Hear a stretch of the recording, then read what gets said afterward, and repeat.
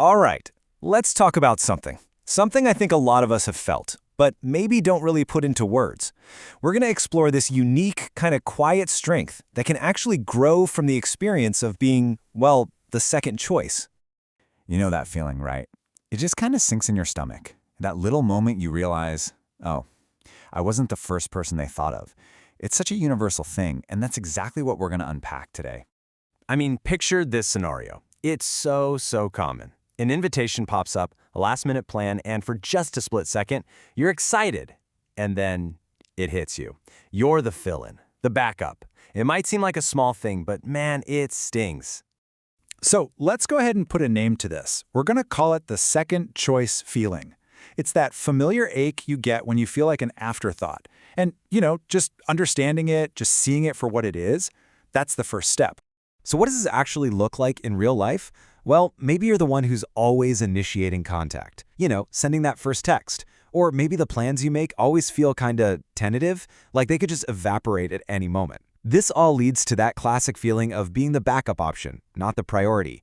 And, when they have big news to share, you're probably not the first person they call. These are really the classic signs. Okay, so let's dig into why this feeling cuts so deep. Because it's not just you being sensitive. There's some real psychology behind the sting of rejection. Psychologists actually have a term for this. It's called rejection sensitivity. It's basically when you start to live in this state of anxious expectation. You start to see potential rejection around every corner, even in totally neutral situations. And your emotional reaction can feel, way bigger than the situation seems to warrant. It's almost like a defense mechanism that's just gone into total overdrive. In this quote, wow, it just perfectly captures the whole issue, doesn't it? The actual moment of being chosen second might be over in a flash, but that constant underlying fear and anticipation of it, that's what really grinds you down. It is such a heavy weight to carry around. Okay, so we've set up the pain. We get it. It hurts. But this is where the story takes a really interesting turn. What if this persistent ache was actually forging an unseen superpower inside of you? Let's just try to reframe this whole thing. What if weathering all these small, consistent emotional storms wasn't actually making you weaker? What if, instead, it was building a kind of strength that, frankly, other people might never get the chance to develop?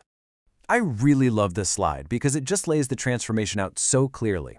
So over on the left, you've got the perceived weakness, that rejection sensitivity. It feels like you're just anxiously waiting for something bad to happen. But look over on the right.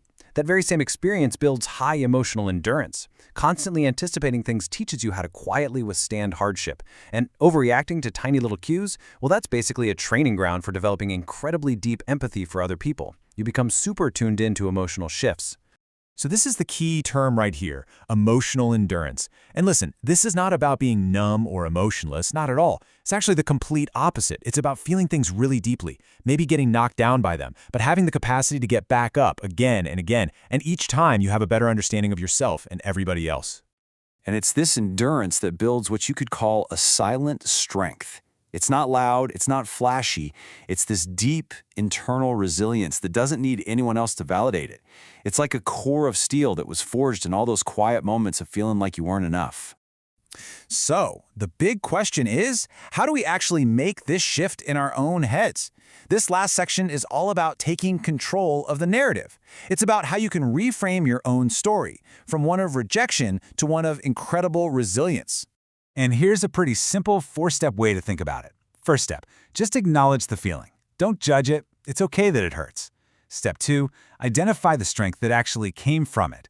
Look for the evidence of your own emotional endurance. Third, relabel the experience. It wasn't just rejection, it was resilience training.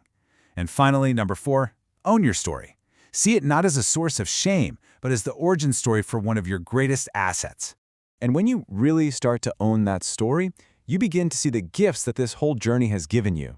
You have a much greater capacity for empathy. You know yourself on a way deeper level. Setbacks, they don't derail you so easily anymore. And, this is a big one, your sense of self-worth becomes way less dependent on being someone's first choice, because you've built it yourself from the inside out. So, if there's one thing to take away, it's this. The narrative you've been telling yourself might just be wrong. Your story isn't a chronicle of all the times you weren't picked first. It's really the epic tale of your incredible hard-won endurance. So I'll just leave you with this final thought to kind of mull over. Take a look back at those moments of disappointment and ask yourself, what if, instead of being scars, they were actually the birthplaces of your greatest, most silent strength?